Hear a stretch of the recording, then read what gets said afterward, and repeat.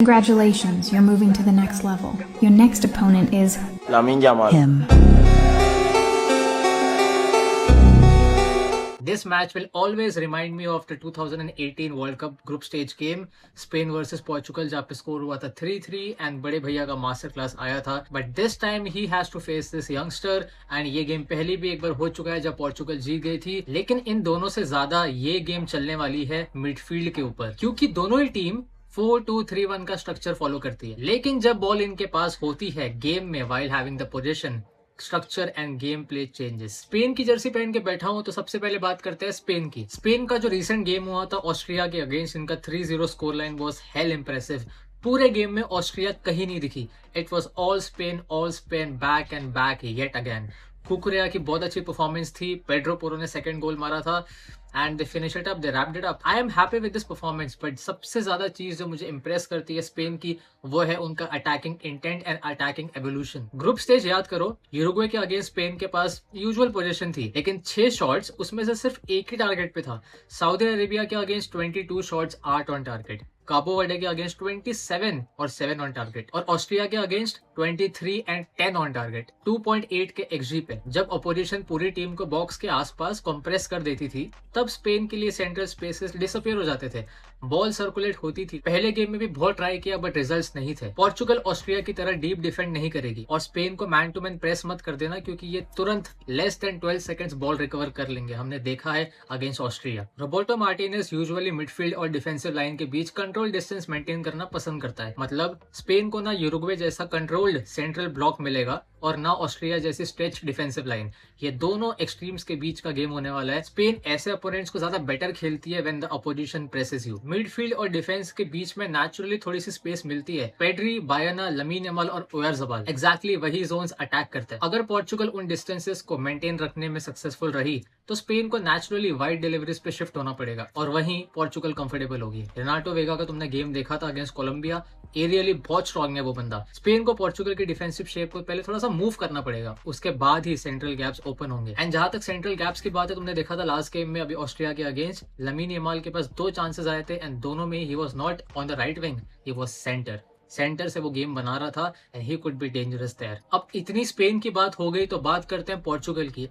लेकिन स्पेन की जर्सी पहन के नहीं, पोर्चुगल की जर्सी पहन के, क्योंकि फेयर नहीं होगा ना. स्पेन की जर्सी पहन के बैठे हैं, पोर्चुगल की बात कर. थोड़ी अब बात करते हैं इस टीम की जिससे इतनी सारी उम्मीदें हैं. ऑफ कोर्स स्पेन से भी है, लेकिन अगर ये बाहर हो गए तो बड़े भैया का सपना खत्म. क्रोएशिया के अगेंस्ट पोर्चुगल जीत गई थी, लेकिन इतनी कंट्रोवर्सीज हुई थी उस गेम में. You were at the end of your seats.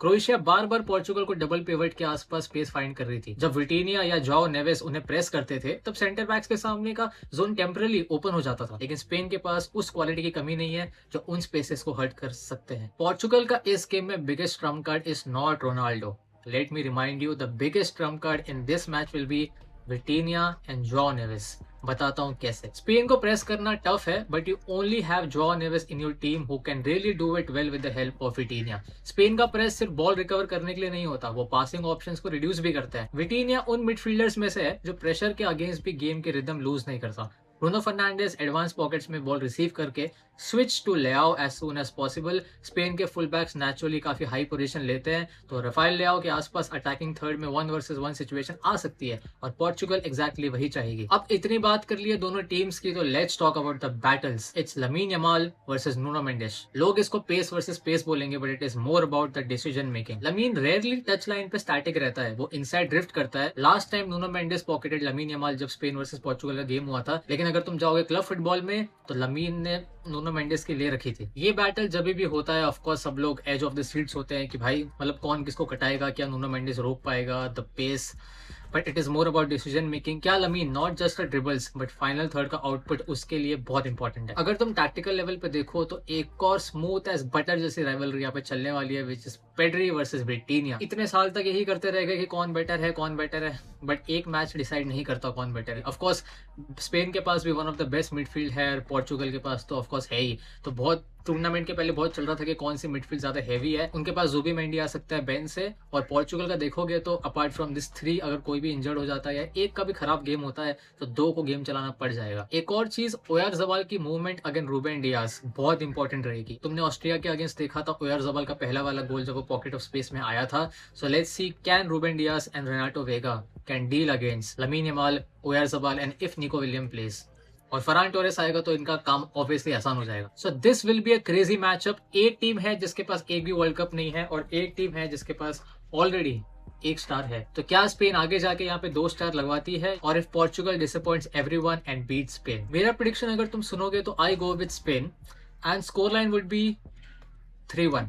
I think Spain 3 मारेगी पोर्चुगल के ऊपर एंड पोर्चुगल में Cristiano will score, but anything can happen. अगर छोटी टीम्स इतनी अपसेट कर रही है तो जब बड़ी टीम्स आपस में लड़ेगी, प्योर सिनेमा। सो मिलता है गेम के बाद। Subscribe the channel and see you. Back to Spain.